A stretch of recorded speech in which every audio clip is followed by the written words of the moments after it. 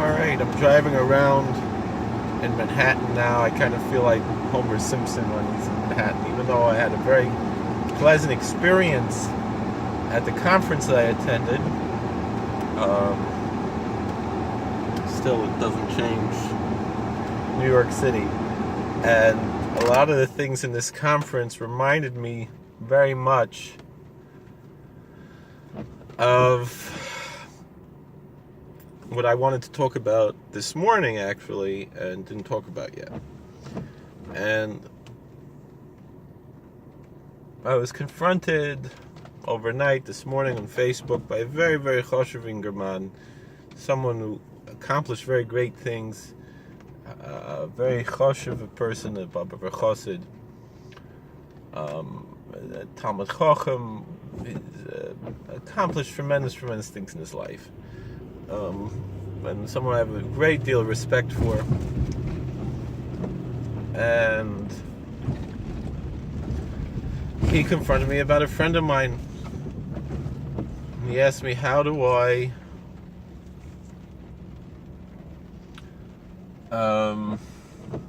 defend the views of this particular friend I have? And my answer was like this. I said, I don't have to agree with him to recognize that he's an Er L'Chiyid, even if I have different views than he has in certain things. I mentioned various Rabbanim who come to similar conclusions, and people don't like those Rabbanim either. But he has al mi lismoich, even if he is not a Bar Hachi himself, perhaps. And he's getting to be there more and more as time goes on. He's learning more, he's growing more in Torah. But whatever it is, it's not this blind one-size-fits-all approach to Torah. And and I said, there's nothing that this friend of mine says that goes against Chazal. So he's not a kofer. And then the singer man said, yeah, but there's a Shulchan Aruch. I said, yes, but does everybody follow Shulchan Aruch? I said, we both wear a gartel to daven, and it says so in Shulchan Aruch. You have to wear a gartel to daven. And it's from Chazal. But the thing is that there are most Er L'Chiyidin don't wear a gartel to daven,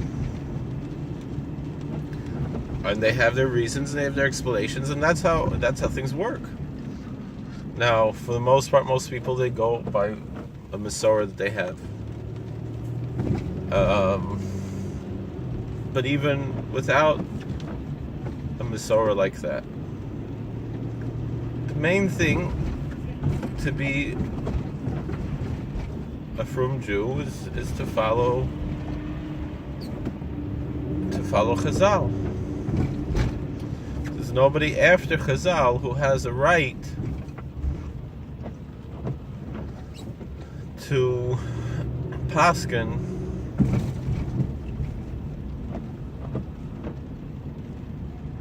for all Klal Yisrael. Everything post Chazal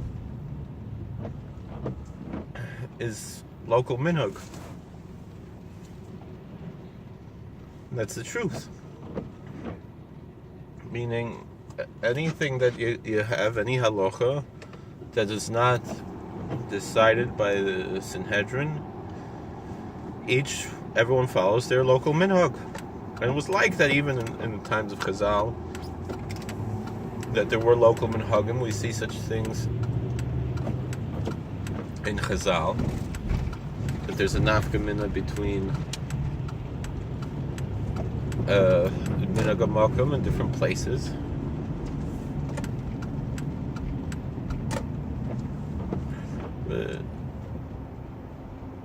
It's interesting how, arguments I used to make, and I would say, if you would have spoken to me when I was 20 years old, I would be on this Ingerman side in this machlokes here.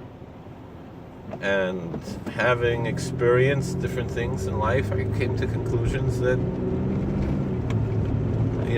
the things I used to believe are not necessarily what it really is now. That being said, I still keep these things personally. But I recognize the nafkamina between different things, and the real thing, the thing is that a lot of people feel that just because, say, the OU picked one thing, so then we're like, we know the OU is Maker Din and we're Machmir. But the thing is, you have to know that really there are things where the OU is Machmir. And they're right in doing so, and that's and they're right to maintain their standards. And I have no problem with that. But we have to be educated as to what's the difference between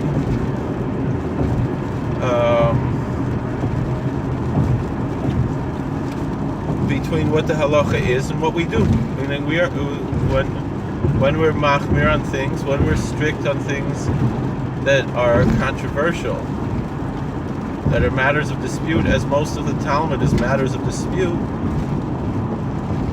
And I remember I was a Rav, and people asked, well, can't we find the lowest common denominator and say that that's good enough?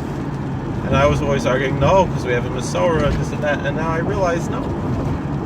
We can say the lowest common denominator is enough, but an Er L'Chayid, a Ben Torah, a Ben Aliyah should strive for something more. There is, a Bal Nefesh should be Machmir. A Machmir Tovei Olav Bracha. There certainly is place for a Machmir Tovei Olav Bracha. That someone who's strict should be blessed. But we also have to learn how not to lose the forest through the trees.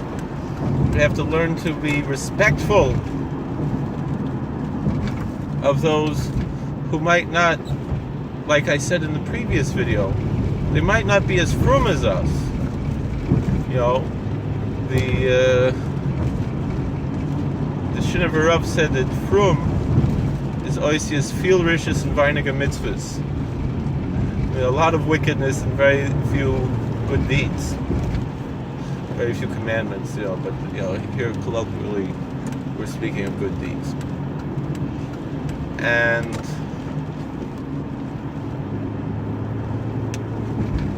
And in a way, it's true. We can lose the forest through the trees, and there are people who are perhaps closer to God, more righteous than us. But we have to be true to ourselves and follow our traditions as well as we can. And there's no permission to violate any halacha.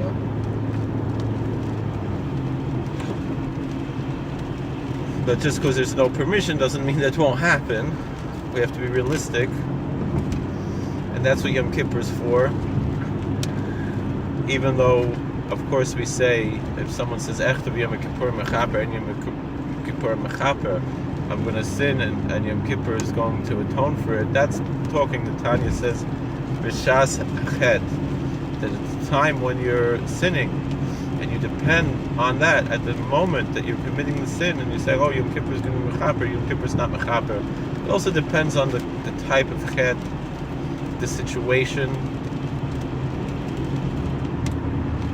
The Gemara in Sanhedrin speaks about Avodah Zarah, and what if someone is over the Avodah Zarah, Me'ahava Me'yira? And the question was, he's potter or if he's chayiv? And it's machlokes.